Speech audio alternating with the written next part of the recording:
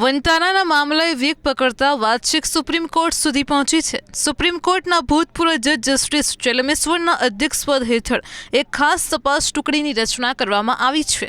Supreme court આ નિર્ણય વન્યજીવ, પર્યાવરણ અને નાણાકીય નિયમોના ભંગ સંબંધિત કેટલી અરજીઓ અને ફરિયાદોના પગલે લીધો છે।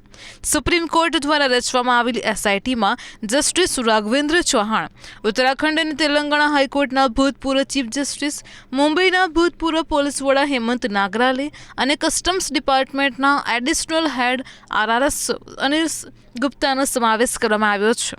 તો આ ટીમને કેન્દ્રીય પ્રાણી સંગ્રહાલય સત્તામંડળ, CIT ઈસ્ટ મેનેજમેન્ટ ઓથોરિટી, પર્યાવરણ, વન તેમજ ક્લાઇમેટ ચેન્જ મિનિસ્ટ્રી અને ગુજરાત સરકારનો સંપૂર્ણ સહયોગ મળશે। તેમાં રાજ્ય સરકારનો વન અને પોલીસ વિભાગ પણ સામેલ છે। એસઆઈટી પશુઓની ખરીદી, કાયદાકીય પ્રક્રિયાનું પાલન, આંતરરાષ્ટ્રીય પ્રોટોકોલ, પશુ કલ્યાણ, પર્યાવરણ સંલગ્ન ચિંતા, સંગ્રહ અને સંરક્ષણ, સંસાધન ઉપયોગ, વન્યજીવ વેપાર, નાણાકીય પાલન, અન્ય પ્રાસંગિક મુદ્દાઓની ચકાસણી કરશે। તો પશુઓની ખરીદીમાં આ ટીમ પશુઓમાં ખાસ કરીને હાથીઓની સ્થાનિક અને આંતરરાષ્ટ્રીય સ્તરે ખરીદી કઈ રીતે કરવામાં આવી હતી તે ચકાસશે। આ માટે જરૂરી બધા નિયમોનું પાલન થયું હતું કે નહીં તે જોશે। તેની સાથે વન્યજીવ અધિનિયમ 1972 અને પ્રાણી સંગ્રહાલય સંલગ્ન નિયમોનું કેટલું પાલન કરવામાં આવ્યું હતું તેની ચકાસણી પણ કરશે। આ ઉપરાંત વન્યજીવ માટેના આંતરરાષ્ટ્રીય માપદંડોના પાલનને પણ ધ્યાન પર લેવાશે। પશુ કલ્યાણમાં પશુપાલન, પશુ ચિકિત્સા, દેખભાળ, પશુ કલ્યાણ પ્રથાઓ અને મૃત્યુના કારણોની સમીક્ષા કરશે। આ ઉપરાંત પર્યાવરણ સંલગ્ન ચિંતાઓમાં વન અભયારણ્ય ઔદ્યોગિક એકમોની કેટલી નજીક છે તે જોશે। આ ઉપરાંત પશુ સંરક્ષણની વિવિધ જોગવાઈઓ, પ્રજનન અને જૈવ વિવિધતાના સંસાધનો ઉપયોગ સંલગ્ન આરોપોની ચકાસણી પણ કરવામાં આવશે। જળ સંસાધનો અને કાર્બન ક્રેડિટની યોજનાઓના દુરુપયોગની પણ તપાસ કરવામાં આવશે।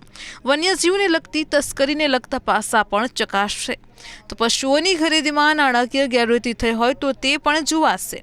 એસઆઈટીના અરજદારો, નિયમનકારો, અધિકારીઓ, હસ્તક્ષેપકારો અને પત્રકારો આ બધા જ ઘણા સ્ત્રોતોની જાણકારી હાંસલ કરવાનો અધિકાર આપવામાં આવ્યો હતો। તો આ ટીમ એક સંપૂર્ણ તથ્યાત્મક રિપોર્ટ રજૂ કરવા માટે તેને જરૂર લાગે તેવા કોઈ પણ ક્ષેત્રમાં વિસ્તાર કરી શકે છે।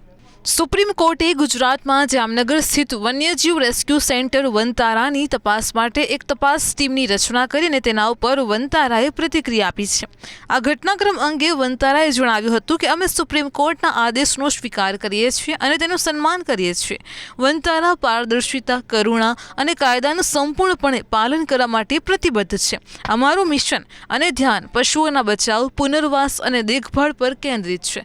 અમે સુપ્રીમ કોર્ટે નિમેલી એસઆઈટી ને પૂરેપૂરો સહયોગ આપીશું અને તેઓ તેમના કાર્યને તેમની સંપૂર્ણ નિષ્ઠા સાથે જારી રાખી શકે તે માટે અમે તેમને મદદ પણ કરીશું।